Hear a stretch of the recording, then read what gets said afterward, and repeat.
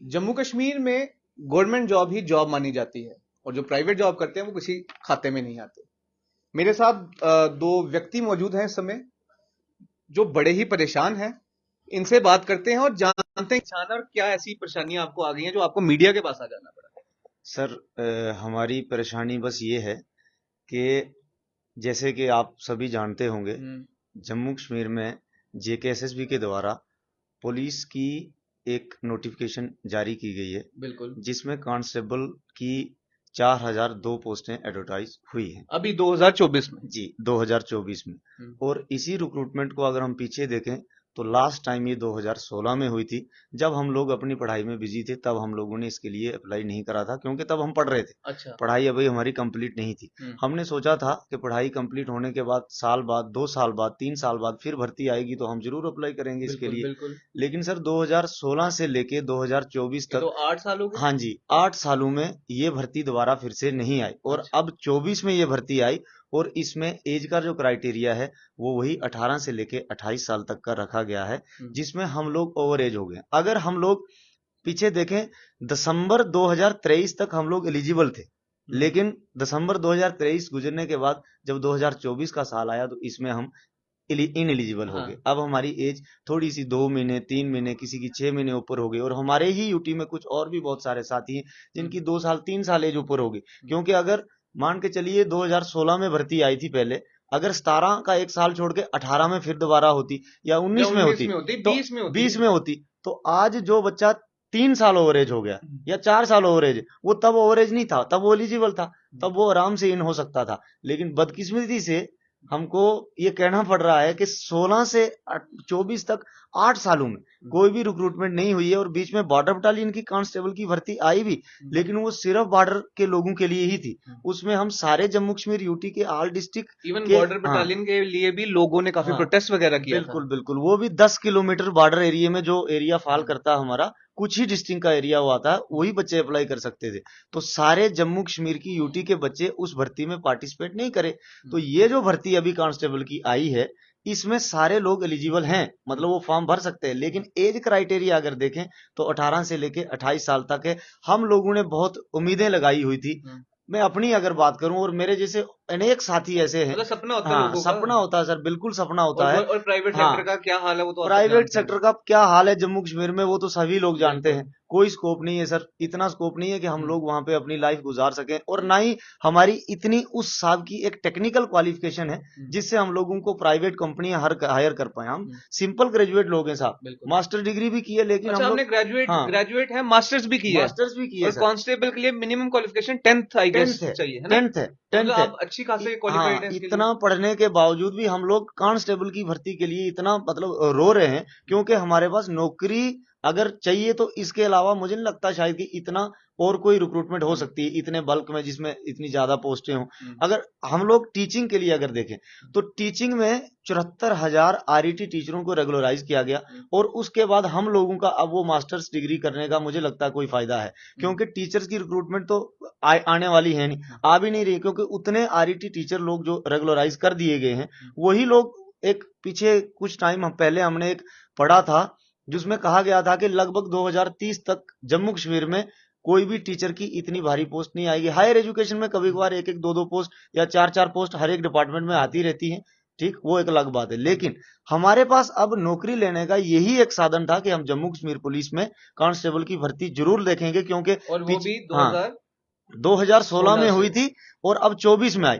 हम 17 में इंतजार करें, 18 में 17 इंतजार से करें, आप एलिजिबल हैं। बिल्कुल हम एलिजिबल हैं और हम इंतजार कर रहे हैं इस भर्ती का। लेकिन भर्ती तब तक नहीं आई जब तक हम ओवरेज नहीं हुए। बड़े अफसोस के साथ कहना पड़ता है साहब कि हम लोगों को इसमें मौका नहीं दिया जा रहा है। अब हम लोगों की एडमिनिस्ट्रेशन से, जनाब एलजी साहब से एक दरख्वास्त है, डीजीपी साहब से भी दरख्वास्त है कि जनाब हम लोगों के लिए इसमें एज क्राइटेरिया को थोड़ा सा बढ़ाया जाए, अपने हिसाब से जितना भी आप लोगों को ठीक लगे उतना बढ़ाया जाए, ताकि हम इसमें पार्टिसिपेट करें। और साथ ही साथ सर, मैं कलेक्टिवली पीएसए की भी बात करूंगा। बिल्कुल, आप तो सब हाँ इंस्पेक्टर के जी, लिए भी बिल्कुल एलिजिबल हैं। हम एलिजिबल हैं, बल्कि पिछली वाली रिक्रूटमेंट में हम बट वही पार्टिसिपेट भी वही किए थे। बात हो गई शायद हाँ, एज का, है ना? पार्टिसिपेट भी करे थे उस रिक्रूटमेंट में हम, और बहुत कम मार्जिन से हमारा सिलेक्शन नहीं हुआ। और जो प्रोसेस 2021 से शुरू हुआ था और 24 में जाके, लगभग 24 में जाके वो कंप्लीट होता है। और अब हम लोग चाहते हैं कि जो आने वाली पीएसआई की पोस्टें हैं उसमें भी डिपार्टमेंट हमें एज रिलैक्सेशन दे अपनी मर्जी से। हम डिमांड नहीं रख रहे कि हमें इतनी 35 दो 40 दो जितनी भी दो, हमारी मर्जी से नहीं होगा साहब। हम सिर्फ जैसा डिपार्टमेंट हम एक रिक्वेस्ट कर रहे हैं कि जेन्युइनली जितनी बन सकती है जेन्युइनली बस एटलीस्ट 28 का जो ये एक लाइन सेट करके रखिए कि 28 साल का ही एलिजिबल है, थोड़ा इससे ऊपर बढ़ाया जाए, जिसमें यूटी में जितने भी युवा इसके लिए तैयारी कर रहे हैं, जिन्होंने उम्मीदें लगा रखी हैं, उनको एक बार फॉर्म भरने का मौका मिले। हम सब सिर्फ मौका मांग रहे हैं, हमको मौका दे दीजिए। हम नौकरी नहीं मांग रहे, हम मौका मांग रहे हैं। बाकी अगर आप हमें मौका देंगे फॉर्म भरने का, हमारा फिजिकल क्राइटेरिया जो भी होगा 6.5 मिनट में रनिंग का क्राइटेरिया होता है साहब, हम आपसे 7 मिनट नहीं मांगेंगे, आप हमसे 6 मिनट में ही करवा लीजिए, हम उसमें भी आपके राजी हैं। बस हमें फॉर्म भरने का मौका दें, हम 7 मिनट ही मांगेंगे आपसे। 6.5 मिनट का क्राइटेरिया, हम उसी में दौड़ेंगे, उसी में फिजिकल अपना फिटनेस आपको टेस्ट देंगे। अगर हम क्वालिफाई होंगे तो ही नौकरी लगेगी। उसके बाद रिटर्न पेपर होगा, रिटर्न पेपर भी अगर हम लोग क्वालिफाई करेंगे तो ही नौकरी लगेगी। आप सिर्फ मौका मांग रहे हैं, करना तो आपकी मेहनत ही है। सिर्फ हम मौका मांग रहे हैं साहब, और मौका भी इसलिए मांग रहे हैं, बड़ा सर चीजें जब छू के निकलती है ना, दुख होता है सर। हम लोग इतनी उम्मीद लगा के बैठे हैं, और दिसंबर 2023 तक हम लोग एलिजिबल थे। बहुत सारे, कम से कम 1 लाख बच्चा दिसंबर 2023 तक एलिजिबल था, लेकिन दिसंबर 2023 खत्म होने के बाद जब 2024 का साल शुरू होता है, वो बच्चा इनएलिजिबल हो गया। और क्यों हुआ? क्योंकि पिछले 7-8 सालों से ना कांस्टेबल की भर्ती हुई, हम लोग इंतजार करते रहे, उम्मीद करते रहे, और एसआई का जो प्रोसेस रहा वो भी 3-4 साल चलता रहा। अगर हम कांस्टेबल की बात करें तो लगभग 4 लाख बच्चा जो होगा, जो 10th पास होगा, नया वाला भी तो होगा। कितने अनएम्प्लॉयड रह बिल्कुल, बहुत बच्चा अनएम्प्लॉयड रह जाएगा। अगर मान के चलिए 28 साल के ऊपर अगर एज का क्राइटेरिया थोड़ा सा भी नहीं बढ़ाया जा सकता, तो मैं अपनी सूझबूझ के मुताबिक इतना कहूंगा कि जरूर 3.5 से 4 लाख बच्चा इसमें पहले ही बाहर हो जाएगा, साइडलाइन हो जाएगा। और मैं एलजी एडमिनिस्ट्रेशन से ये दरख्वास्त करना चाहूंगा कि जनाब, समाज के इतने बड़े यूथ वर्ग को आप बिना मौका दिए ही साइडलाइन नहीं कर सकते, क्योंकि रेगुलर भर्तियां नहीं हुई है साहब। अगर ये भर्ती 2 साल पहले भी हुई होती कांस्टेबल की, 3 साल पहले हुई होती, 4 साल पहले हुई होती, तो हम एलिजिबल होते, हम जरूर उसमें पार्टिसिपेट करते। फिर हम ये क्लेम नहीं करते कि हमें मौका नहीं मिला। हम साहब इसलिए रो रहे हैं, इसलिए हम ग्राउंड पे आ रहे हैं, इसलिए मीडिया के माध्यम से अपनी आवाज आप तक पहुंचाने की कोशिश कर रहे हैं कि जनाब हमें मौका नहीं दिया गया। आप आंकड़े देख लीजिए, हमारा रिकॉर्ड चेक कर लीजिए। अगर हमको कांस्टेबल का हमने फॉर्म भरा हो, नहीं मौका मिला है साहब, 8 साल से नहीं भर्ती आई है। इसलिए हम लोगों की दरख्वास्त है कि इस भर्ती में हम लोगों को एज रिलैक्सेशन प्रोवाइड की जाए। प्लीज हमारी विनती है आप सबसे, हम लोगों का मात्र एक सहारा था ये कि हम इसमें जरूर पार्टिसिपेट करेंगे। बाकी सिलेक्शन होना या ना होना वो हम तक, अगर हम उस सिस्टम उसको पार करेंगे, उस रिटर्न को हम क्वालिफाई करेंगे, हम मेरिट में आएंगे, मेरिट डिसाइड करेगा, हम फिजिकल क्राइटेरिया में पास करेंगे, हम मेडिकली फिट होंगे, तभी हमको नौकरी मिलेगी। हमको सिर्फ एक मौका चाहिए, दौड़ लगा के ही मिलेगी, ऐसे तो मिलेगी नहीं। दौड़ लगा के मिलेगी, रिटर्न पेपर पास करेंगे, मेडिकली हम लोग फिट होंगे तब जाके। और हम एज रिलैक्सेशन मांग रहे हैं, इसका मतलब ये नहीं है कि मैं साफ बात कर रहा हूं कि नौकरी मांग रहे हैं, या हम ये मांग रहे हैं कि हाँ जी एज रिलैक्सेशन हम देंगे तो बाद में हम बोलेंगे कि हमें अब 8 मिनट में दौड़ने के लिए बोलिए। जो नोटिफिकेशन का, जो पुलिस का अपना रूल है कि 6.5 मिनट में ही तो आपको दौड़ना है, हम साहब 6.5 मिनट में ही दौड़ेंगे। बस हमें सिर्फ एज रिलैक्सेशन देनी चाहिए। 28 साल की जो एक लाइन सेट करी हुई है, इससे थोड़ा सा अपनी तरीके से एडमिनिस्ट्रेशन अपनी सूझबूझ से जितना भी हम लोगों के लिए दे सकती है, तो उतनी एज रिलैक्सेशन दी जाए, ताकि हम लोग फॉर्म भर के इसमें पार्टिसिपेट कर सकें। आपका नाम क्या? मेरा नाम नभेंद्र है। पोस्टें तो सिर्फ 4000 ही है जी, तो आपको क्या लगता है क्वालिफाई कर लेंगे? हाँ, मतलब एज भी तो थोड़ी बढ़ गई, अगर 8 साल का गैप पड़ा, उस समय जो आपके अंदर फुर्ती थी, तो आज थोड़ी इश्यूज नहीं आ गए होंगे? ये सवाल दरअसल हमसे पहले भी 1-2 बार पूछा गया। अच्छा, पूछा गया है। जी, काफी मतलब फैमिलियर हो गए इस सवाल से कि आप लोग क्वालिफाई कर पाएंगे कि नहीं कर पाएंगे। क्वालिफाई कर पाएंगे कि नहीं कर पाएंगे वो बात की बात है। पहले मौका तो दिया जाए, उसके बाद चाहे वो कोई 21 साल का लड़का है, चाहे वो कोई 28 का है, या मेरा एक दोस्त है जो सब इंस्पेक्टर के लिए लास्ट ईयर अपीयर हुआ था, कुछ सेकंड से वो मतलब बाहर हो गया, सब कुछ क्लियर था उसका, कुछ सेकंड से बाहर हो गया। उसने कहा नीतीश भाई अब ना मेरे अंदर वो फुर्ती नहीं है जो मतलब अगर 2-3 साल पहले मेरे में थी ना, वो वाली फुर्ती नहीं है, वैसे रनिंग से बाहर हो गया। तो ये इसलिए मैंने आपसे क्वेश्चन किया। ये अब मैं खुद भी कुछ सेकंड से ही बाहर हुआ हूँ। अगर मैं बात करूं कि मैं कुछ सेकंड से, खैर मेरा कारण था कि मेरा एक्सीडेंट हुआ था तो मुझे हम्म। चोट लगी थी जिसकी वजह से मैं लास्ट कुछ सेकंड से बाहर बिल्कुल बाहर बिल्कुल। हुआ। तो खैर वो किस्मत की बात है। लेकिन अगर मैं बात करूं कि मौके की, तो मौका ग्रेजुएशन के बाद मुझे भी एक ही मिला है। 2017 के बाद 2021 में ये रिक्रूटमेंट आती है और 2021 में हम लोगों ने इसको फॉर्म्स को फिल किया था। अच्छा। और अब 2023 में उसकी हमारी रनिंग हुई है और अब जाकर के 24 में उन बच्चों की ट्रेनिंग शुरू हुई है। तो मतलब वही है ना कि जब हम लोग फिट थे उस टाइम के फॉर्म्स निकले हुए, अब हम जब लोग अनफिटनेस की तरफ जा रहे हैं उस टाइम तक वो चीज चल रही है। तो कहीं ना कहीं क्या बोल सकते हैं कि मतलब नहीं, एक 2016 से लेकर 24 तक वो नहीं निकली, कोई पोस्ट नहीं निकली। आपने किसी के पास जाके पूछा भी नहीं किया क्या बात है, क्यों नहीं निकल रही है? ये हर हाँ, हर एक ने यही कहा कि हाँ निकलेगी, जरूर निकलेगी। लेकिन 2016 के बाद 8 साल के बाद निकलेगी ये किसी ने नहीं बोला। मतलब एक उम्मीद सबने लगवाई कि हाँ निकलेगी, जरूर निकलेगी, या एसआई की पोस्टें निकलेंगी, जरूर निकलेंगी।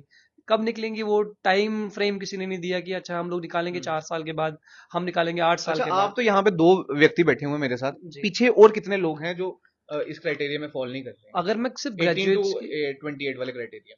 अगर मैं सिर्फ ग्रेजुएट्स की बात करूं तो कम से कम 18 टू 28 के जो हाँ, क्राइटेरिया में फॉल नहीं करे, कम से कम 2 से 2.5 लाख स्टूडेंट जो 2.5 है लाख लोग अनएम्प्लॉयड रह अनएम्प्लॉयड जाएंगे। हैं, जो कि अगर इस उनको उम्मीद मौका में नहीं मिला तो वो अनएम्प्लॉयड ही अनएम्प्लॉयड रह रहेंगे। जाएंगे। और एक और चीज है यहाँ पे, आप अगर आप मैं बड़ा जेन्युइन सा एक क्वेश्चन है, एडमिनिस्ट्रेशन से भी रहेगा और सबसे रहेगा कि 18 से 28 एक जेकेपी एसआई की आपने एज क्राइटेरिया सेट करा ठीक हुआ है। है और वो है ग्रेजुएशन बेस पे।